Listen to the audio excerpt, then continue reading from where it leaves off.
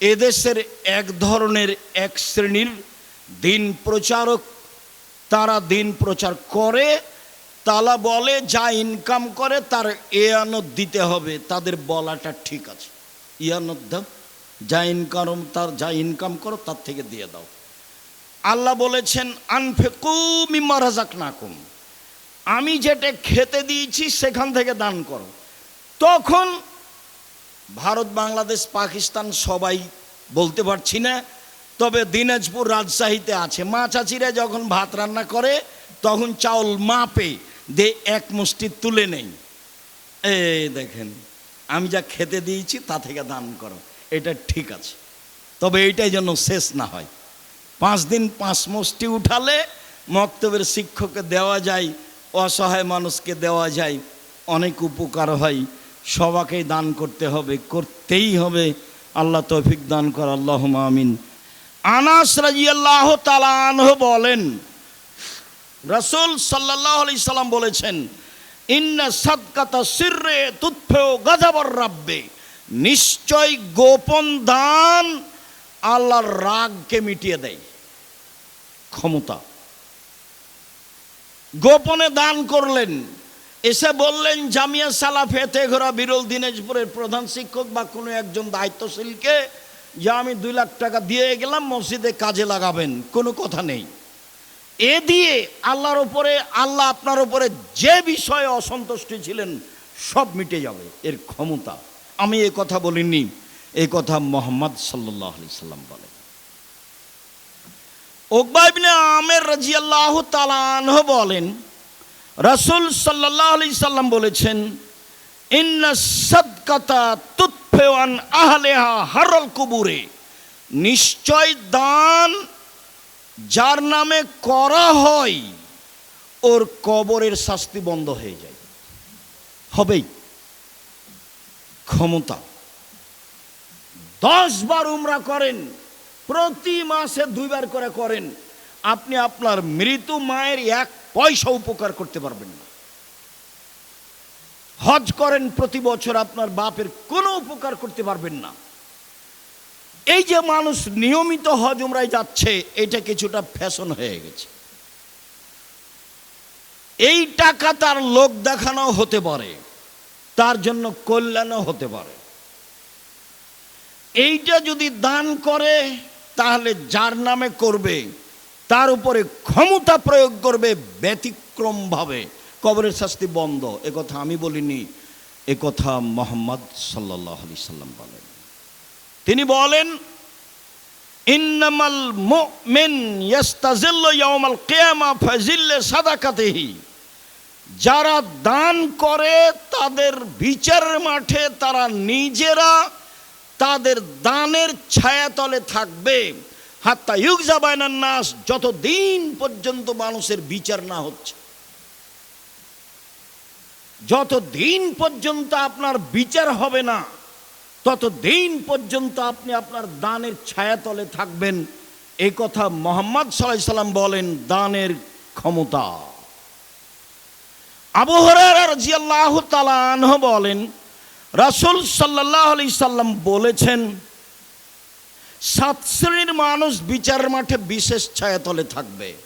তার 1 শ্রেণীর মানুষ রাজুলুন তাসাদ্দাকা বিসাদাকাতিন ফাহা হাত্তা লা তালামু শিমালুহু মা তুনফিকু ইয়ামিনুহু, এমনভাবে গোপনে দান করলো যে বাম হাত জানতে পারলো না ডান হাত কি দান করলো, মানে বলা বলি করলো না।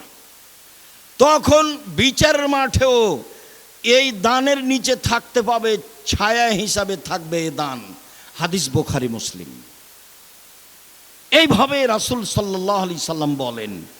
সম্মানিত দিনী ভাই বোন, ইবাদতের জগতে শক্তিশালী ব্যতিক্রম ইবাদত হলো দান।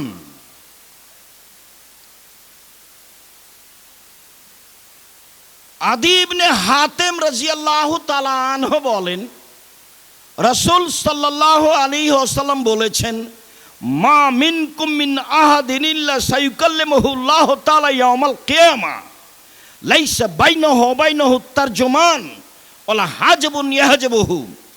বিচারের মাঠে যখন আপনার সাথে আল্লাহ মুখামুখি কথা বলবেন, তখন আপনার মাঝে আর আল্লাহর মাঝে কোনো দোভাষী থাকবে না। আপনি যা বলবেন আল্লাহ তা বুঝবেন, আল্লাহ যা বলবেন আপনি তা বুঝবেন। কোনো অন্তরাল থাকবে না, কোনো অন্তরাল নেই, একেবারে সামনাসামনি। ফায়ানজুর আইমানা মিনহু, তখন আপনি সে ব্যক্তি তার ডান দিকে লক্ষ্য করবে। ফায়ারা মা কাদ্দামা মিন আমালিহি, তার জীবনের সব কর্ম দেখতে পাবে ডান দিকে। জুয়ার চুরি করিয়েন না, রাহাজানি করিয়েন না, দলীয় দাপট দেখিয়ে ক্ষমতা দেখিয়ে মানুষের অর্থ সম্পদ লুটিয়েন না, চাঁদাবাজি করিয়েন না, ভিক্ষা করে খান। চাঁদাবাজি করো কেন বেটা? জাতির জন্য বোঝা হয়ে গেলে কেন? মানুষের টাকা মেরে খাও কেন? জাতির জন্য বোঝা হয়ে গেলে কেন? জাতি কেন তোমাকে ঘৃণা করে, তোমাকে দেখলে থুতু ফেলে? কাপুরুষ, কাপুরুষের সন্তান কাপুরুষ জাতির জন্য বোঝা হলে কেন? চাঁদাবাজি করো কেন বেটা? ভিক্ষে করে খাও। ভিক্ষে করে খাবা কেন? দিনমজুরি করে খাও। দিনমজুরি করে খাবা কেন? ব্যবসা করে খাও। চকলেটের ব্যবসা করো, বাদাম বিক্রির ব্যবসা করো, সারাদিনে 300 টাকা ইনকাম হবে। চাঁদাবাজি করো কেন? জুয়াচুরি করো কেন? দাগাবাজি করো কেন? মানুষের ক্ষতি করো কেন? মানুষকে জেল হাজতে দাও কেন? মানুষকে অপমান করা কেন? মানুষকে ক্ষমতা দেখাও কেন? দলীয় দাপট দেখাও কেন? কেন বলো? কাপুরুষের সন্তান কাপুরুষ কেন বলবা তুমি? যে ওরা খেয়েছে 16 বছর, আমরা খাবো না এখন, এ কথা বলো কেন? শরম হয় না তোমার? লজ্জা হয় না তোমার? হায়া হয় না তোমার? জাতির জন্য বোঝা তুমি। কি করতে পারো তুমি জাতির? কি করতে পারো? কি করতে পারো তুমি জাতির? জাতির ক্ষতি করতে পারো? তোমার বাপ ভালো মানুষ নয়, তোমার মা ভালো মানুষ নয়, নিলে তোমার অবস্থা এমন কেন? তোমার জন্য তোমার বাপ মা একটু কল্যাণ চায় না কেন? তুমি জাতির কাছে বোঝা কেন? কে বলেছে তুমি ভালো? তোমার বাপ মা শুধু প্রশংসা করে যে আমার ছেলে গোল্ডেন পেয়েছে, আমার ছেলে অমুক, তোমার ছেলে, আমার ছেলে তমুক, আমার ছেলে বড় ডাক্তার। তুমি তো বড় ডাক্তার, এই কথা আমি বুঝলাম। ওই কোম্পানির ওষুধ লিখো তুমি, যে কোম্পানি তোমাকে টাকা দিয়েছে। আমি তো বলিনি তোমাকে বড় ডাক্তার, কোনোদিন আমি বলিনি। আমি তা বলবো কেন? তুমি বড় ইঞ্জিনিয়ার, তুমি যে চোর। ব্যতিক্রম নেই, কথা আমি বলি না, ব্যতিক্রম ভিন্ন জিনিস। স্বাভাবিক চরিত্র তোমার। দান খায়রাত করে বাঁচার চেষ্টা করো। শুনুন, রাসূল সাল্লাল্লাহু আলাইহি সাল্লাম বললেন, তখন বাম দিকে লক্ষ্য করবে, পুরো কর্ম দেখতে পাবে যা করেছে।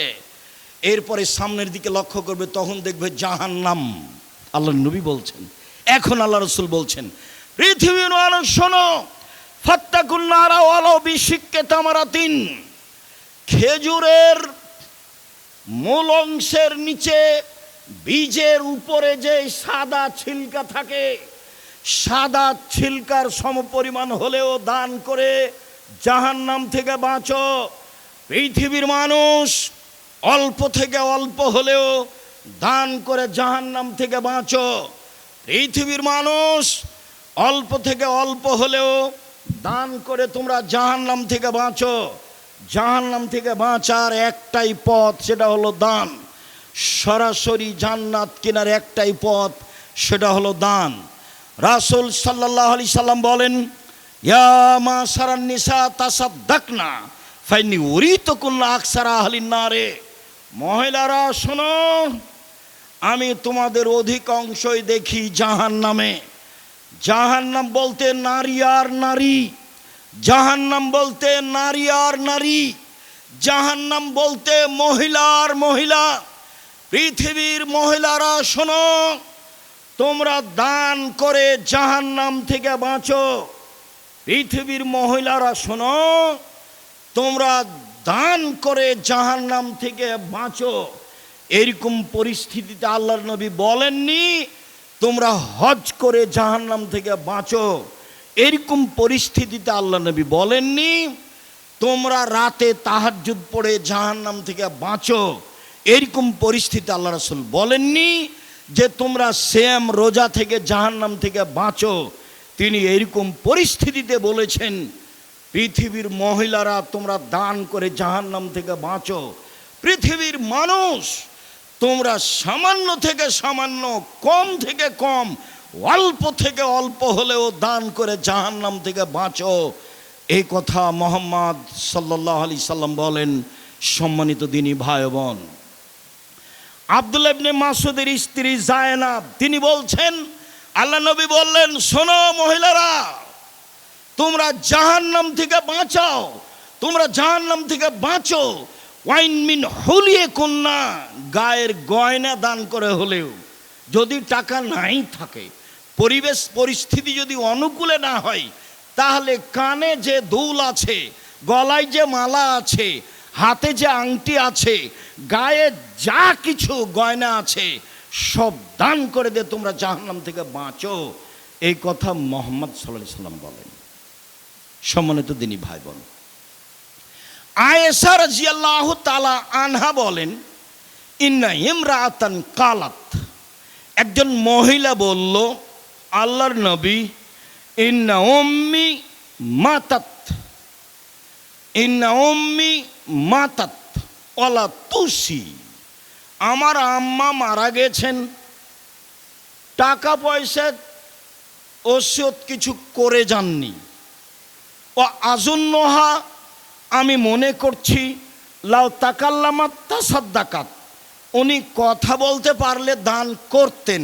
আল্লাহর নবী, আমার আম্মা ইফতালাতাত নাফসহা, আমার আম্মা হঠাৎ মারা গেছেন, কোনো ওসিয়ত করেননি, আমি মনে করছি আমার মা কথা বলতে পারলে দান করতেন। আফালাহা আজরুন ইন তাসাদ্দাকতু আনহা, আমি যদি আমার মায়ের পক্ষ থেকে দান করি, তাহলে আমার মায়ের নেকি হবে কি? কালা নাম, আল্লাহ রসুল বলেন, হ্যাঁ। বুখারী মুসলিম। কেন বলবেন যে আমার মায়ের নামে হজ করলে হবে কি, পাপ মিটবে? এভাবে বলবেন। আমার মা হঠাৎ মারা গেছেন, কোনো ওসিয়ত করে যাননি, আমি মনে করছি আমার মা কথা বলার সুযোগ পেলে দান করতেন। আমি যদি আমার মায়ের নামে দান করি, তাহলে আমার মায়ের নেকি হবে কি? তার নাম, আল্লাহ রসুল বলেন, হ্যাঁ। শুনুন, আবু হুরায়রা রাদিয়াল্লাহু তাআলা আনহু বলেন, একজন লোক আল্লাহর নবীকে বলল, ইন্না আবি মাতা ও তারাকা মালান ওয়ালাম ইউসি, আমার আব্বা মারা গেছেন, অর্থ সম্পদ ছেড়ে গেছেন, কোনো ওসিয়ত করেননি। ফাল ইউকাফিরু আনহু ইন তাসাদ্দাকতু আনহু, আমি যদি আমার বাপের নামে দান করি, তাহলে আমার বাপের পাপ মিটে যাবে কি? এবার হুবাহু, হাদিস মুসলিম। আমার পিতার নামে যদি দান করি, আমার পিতার পাপ মিটে যাবে কি? কালা নাম, আল্লাহ রসুল বলেন, হ্যাঁ। হাদিস মুসলিম। মানে ক্ষমতা, বাপ মায়েমে দান করেন একটু খালে সন্তরে, শাস্তি কবরের বন্ধ হবেই, হতে হবে, হবেই। বাপ মা জমি জায়গা ছেড়ে গেছেন, অর্থ সম্পদ ছেড়ে গেছেন, আরে কিছু না করে গেলে একটু বিদেশ থেকে তোমাদেরকে তো মানুষ করে রেখে গেছে, তো বাপ মা কিছুই করে না যাক, আদর যত্ন করে লালন পালন করে গেছেন, এইটুকু তো আছে। সেটুকুর আপনি প্রতিদান কি দিবেন? সেটুকু প্রতিদানে রাসূল সাল্লাল্লাহু আলাইহি সাল্লাম যা বললেন তা মূল্যায়ন করেন। রাসূল সাল্লাল্লাহু আলাইহি সাল্লাম বললেন, না সাদকাত বুরহান, দান হলো দলিল। পৃথিবীর মানুষ শুনে রেখো, দান হলো দলিল। বিচারের মাঠে আপনি বলবেন আমি জান্নাত পাবো, আল্লাহ যদি বলেন কেন, তাহলে আপনি বলবেন আমি যে জান্নাত পাবো তার প্রমাণ আছে আমার কাছে, আমার কাছে দলিল আদিল্লা আছে। এই জমি আমার, প্রমাণ এই যে দলিল। এই বাড়ি আমার, প্রমাণ এই যে দলিল। বিচারের মাঠে আমি বলবো জান্নাত আমি পাবো, প্রমাণ এই যে দলিল।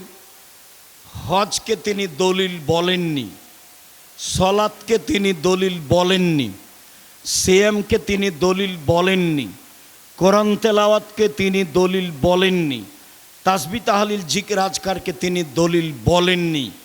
তিনি বলছেন দানই হচ্ছে দলিল। হাদিস বুখারী মুসলিম।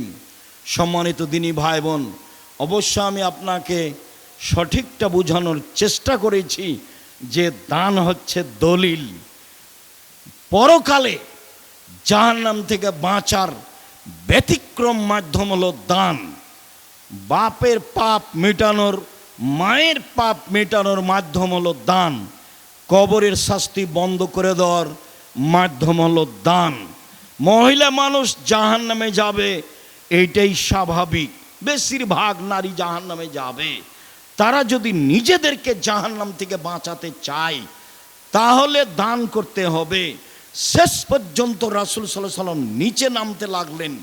নামতে নামতে বললেন, শোনো মহিলারা, তোমাদের কাছে টাকা পয়সা না থাকলে সাজগোজের জন্য যা রেখেছো তা দান করে দাও। কানে যা আছে, গলায় যা আছে, হাতে যা আছে, কোমরে বাহুতে যা আছে সব দিয়ে দাও। এ কথা আমি বলিনি, এই কথা মুহাম্মদ সাল্লাল্লাহু আলাইহি ওয়াসাল্লাম বলেছেন। আল্লাহ বলেছেন, তোমরা আল্লাহকে ঋণ দাও, দান করো, আমি সেটা দিয়ে দেবো। তোমরা দাও, আমি সেটা দিয়ে দেবো। আল্লাহ দিয়ে দিবেন মানে আপনার অর্থ সম্পদ বেশি হবে। সম্মানিত দিনী ভাই বোন, আজকের খুতবার শেষ হাদিস এবং আপনার জন্য অতীব সতর্কবাণী, আপনার জন্য অতীব সতর্কবাণী। আবু হুরায়রা রাদিয়াল্লাহু তাআলা আনহু বলেন, রাসূল সাল্লাল্লাহু আলাইহি ওয়াসাল্লাম বলেছেন, মা মিন ইয়াউমিন ইসবুহু ফিল ইবাদ। প্রত্যেক দিন সকালে পুরুষ নারী সকাল করে, প্রত্যেক দিন সকালে পুরুষ নারী সকাল করে। মালাকানি আনজিলানে, তখন দুইজন ফেরেশতা আকাশ থেকে নেমে আসেন। প্রত্যেক দিন সকালে একই ঘটনা। সারা পৃথিবীতে যেখানে যখন সকাল, আমার 10 ঘন্টা আগে, কারো 10 ঘন্টা পরে, পৃথিবীতে যেখানে যখন সকাল, তখন দুইজন ফেরেশতা নেমে আসেন। একজন বলেন, আল্লাহুম্মা আতে লিকুল্লি মুনফিকিন খালাফা। আল্লাহ যে যতটুকু দিল তুমি তার ততটুকু পূর্ণ করে দাও। দানে টাকা বাড়ে যে, ফেরেশতা বলছেন, হাদিস বুখারী মুসলিম।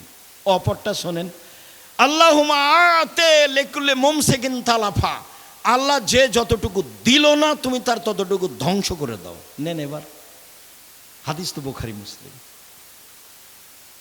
ধরেন সালাতের পরে ছেলেরা আপনাদের সামনে আসবে, তখন যদি এখন আপনি একটু ভালো অবস্থায় আছেন, কিছু দান করব, তখন মনটা খাটো হয়ে গেল। শয়তান এখন একটু সরে আছে। যখনই সালাত শুরু হবে তখন শয়তান চলে আসবে, এসে এখন বলবে সালাত শেষে, না না না না, এই করতে হবে, সেই করতে হবে, টাকাটা আপনি দিলেন না। শয়তান তখন আপনাকে পাগল করছে। ওটা আল্লাহ বলছে যে শয়তান আপনাকে দান করতে দেবে না। ও খালি বলে যে কমে যাবে, টাকা কমে যাবে, ও এটাই ওয়াদা দেয়, খালি আপনার সাথে ওয়াদা করে, না না না না দেওয়া হবে না, কমে যাবে কমে যাবে কমে যাবে। আল্লাহ বলছেন এভাবে যে শয়তান ওয়াদা করে। এখন আপনি দিলেন না, হাদিস বুখারী মুসলিম, টাকা ওই পরিমাণ ধ্বংস হবেই। তা আমাকে জানিয়ে ধ্বংস হবে না, আল্লাহ তার নিজের মতো ধ্বংস করবেন, তার নিজের মতো ধ্বংস করবেন। কিভাবে হতে পারে? বাড়ি যাচ্ছিলেন, হাত পা ভেঙে গেল, মেডিকেলে গেলেন, টাকা খরচ হয়ে গেল। কিভাবে হতে পারে? বাড়ি গিয়ে দেখছেন ভাগ্নির হাত ভেঙে গেছে, বোনে বলছে তাড়াতাড়ি টাকা দে 10,000, এই সমস্যা, এই যে হলো। কিভাবে হবে? যেটা খেয়ালই ছিল না, এক বন্ধু এসে বলছে চল আগে খাওয়া দাওয়া করি, তখন তুমি ঠিকই খরচ করে দিলে। এই যে ক্ষতি হবেই, ধ্বংস হবেই। হাদিস বুখারী মুসলিম, হতে হবে, এটা সতর্কবাণী। যখন কেউ চাইবে তখন ও ঘোড়ায় চড়ে থাক আর হাতিতে চড়ে থাক, চাইলে দিয়ে দিবেন যা অনুকূলে হয়, তার নাম এইভাবে। আর যদি নিজে থেকে দেন তাহলে পরহেজগার মানুষকে দিতে হবে, বিবেচনা করে দিতে হবে। দিনাজপুরে অনেক প্রতিষ্ঠান আছে, জামিয়া সালাফিয়া আছে। এই দেশে সর্বপ্রথম সবচেয়ে বড় প্রতিষ্ঠান জামিয়া সালাফিয়া, আয়াতনে বড় প্রতিষ্ঠান জামিয়া সালাফিয়া, ছাত্র সংখ্যায় বড় প্রতিষ্ঠান জামিয়া সালাফিয়া, শিক্ষক সংখ্যায় বড় প্রতিষ্ঠান জামিয়া সালাফিয়া, শিরক মুক্ত প্রতিষ্ঠান জামিয়া সালাফিয়া, বিদাত মুক্ত প্রতিষ্ঠান জামিয়া সালাফিয়া, দল মুক্ত প্রতিষ্ঠান জামিয়া সালাফিয়া, সংগঠন মুক্ত প্রতিষ্ঠান জামিয়া সালাফিয়া, হিংসা মুক্ত প্রতিষ্ঠান জামিয়া সালাফিয়া, জাতির ছেলে মেয়েকে শিরক থেকে বাঁচানোর, ঠাকুরের গান থেকে বাঁচানোর এ দেশে ব্যতিক্রম প্রতিষ্ঠান জামিয়া সালাফিয়া। আপনি জীবন বাজি রেখে জামিয়া সালাফিয়াকে যে কোনো মূল্যে মূল্যায়ন করবেন, এটা আমার আন্তরিক দাবি। আমি আব্দুর রাজ্জাক বিন ইউসুফ উত্তরবঙ্গের পুরুষ নারীকে বলে যাই, নেয়ামতকে ভুল বুঝবেন না। জামিয়া সালাফিয়া আপনার আল্লাহর পক্ষ থেকে দেওয়া নেয়ামত, বসে থেকে ভালোবেসে দান করে পরামর্শ দিয়ে যে কোনো মূল্যে মূল্যায়ন করার চেষ্টা করবেন। দেশের ব্যতিক্রম অমূল্য সম্পদ জামিয়া সালাফিয়া। রাসূল সাল্লাল্লাহু আলাইহি ওয়াসাল্লাম বললেন, আল ইয়াদুল উলিয়া খায়রু মিন ইয়াদিস সুফলা, দেওয়া হাত ভালো নেওয়া হাতের চেয়ে, দেওয়া হাত ভালো নেওয়া হাতের চেয়ে। ছেলে মেয়েকে টাকা দিয়ে দান করা শিখাবেন, নিজে দান করতে শিখবেন, মানুষের কাছে হাত পাতবেন না কোনো সময়। সম্মানিত দিনী ভাই বোন, অসহায় ছেলে মেয়ের শিক্ষা প্রতিষ্ঠান জামিয়া সালাফিয়া, বিত্তশালীদের ছেলে মেয়ের শিক্ষা প্রতিষ্ঠান জামিয়া সালাফিয়া, সম্পদশালীদের ছেলে মেয়ের শিক্ষা প্রতিষ্ঠান জামিয়া সালাফিয়া। আমার মনে বড় স্বাদ, এ দেশের মাটিতে আমি উন্নত মানের প্রতিষ্ঠান গড়বই ইনশাআল্লাহ, যেখানে ছেলে মেয়ে বাংলা, ইংরেজি, আরবি উন্নত মানের শিক্ষা অর্জন করে জাতির অন্যায়ের বিরুদ্ধে লড়বে ইনশাআল্লাহ, যে কোনো মূল্যে, যে কোনো সময় আমি আপনার পাশে আছি আপনার ছেলে মেয়েকে ভালো থেকে ভালো মানের শিক্ষা দেওয়ার জন্য। অতএব খুতবা শেষে আবারও বলছি, কম থেকে কম হলেও দানের হাত সব সময় রাখবেন, বেশি থেকে বেশি হলেও দানের হাত সব সময় রাখবেন। সালাম ফেরার পরে উঠে যাওয়ার চেষ্টা করবেন না। আপনার কারণে 5 জন ক্ষতিগ্রস্ত হোক, এটা আপনার চাওয়া আমি আব্দুর রাজ্জাক বিন ইউসুফ চাই না। যখন পরিবেশ ঠান্ডা হয়ে যাবে তখন আপনি উঠে যাবেন। হাইকোর্ট নয় আজ, জজ কোর্ট নয় আজ, সুপ্রিম কোর্ট নয় আজ, এমন কিছু দুর্ঘটনা নেই সালাম ফিরলে আপনাকে উঠে যেতে হবে। আপনি বোকামির পরিচয় দিয়ে জামিয়া সালাফের ক্ষতি করবেন না, পরিবেশ নষ্ট করবেন না। আমি আব্দুর রাজ্জাক বিন ইউসুফ আপনার দিনী ভাই, আমি আপনাকে দিনী ভাই মনে করি, আপনাকে আমি দিনী বোন মনে করি, আপনি আমার দিনী বোন, আপনার কাছের মানুষ আমি। অতএব আমার দিনী ভাই, দিনী বোনেরা জামিয়া সালাফের জন্য দোয়া করবেন, নিজের জন্য যেমন দোয়া করেন। জামিয়া সালাফের কল্যাণ কামনা করবেন, নিজের জন্য যেমন কল্যাণ কামনা করেন।